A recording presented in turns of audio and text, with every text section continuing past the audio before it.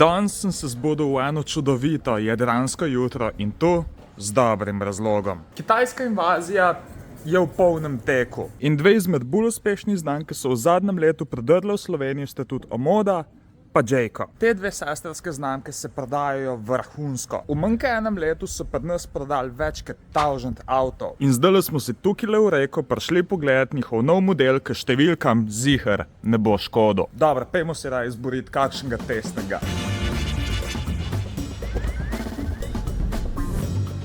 Razlog, zakaj so te znamke pri nas toliko uspešne, je čisto simpel. Razmerje med tem, kaj dobiš, pa koliko plačaš, je zelo dobro. Pri Omodi pa Jaycoju se potrudijo, da za ceno evropskega blagega hibrida dejansko dobiš plug-ina. In s 4,66 metri je Omoda 7 pade med Omodo 5 pa Omodo 9. Ja, vem, hud šok, ne? Je pa hkrati še zmeraj večje od Jaycoja, čeprav stane samo 1000 evrov več. Tudi na zadnjih zicih, pač če tako pogledaš, razkošje placa. Pač avto je res prostoren. Je pa dejstvo, da gre noter za zelo tako stereotipičnega Kitajca. S tem mislim, da je dobro narejen, ampak je pa velika večina funkcij osredotočena na temle sredinskem zaslonu. Ma pa en tak zanimiv trik, torej tule pa povlečeš tam,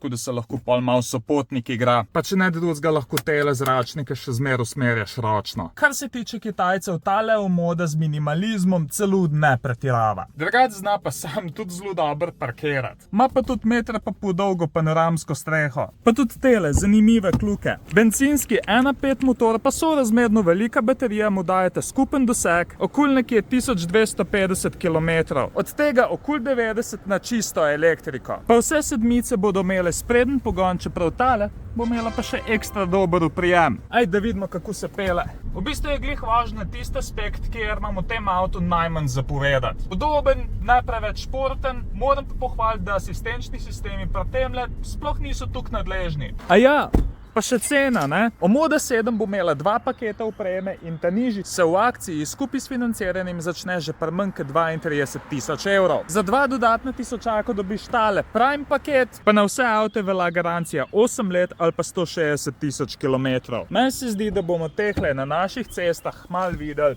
kar veliko.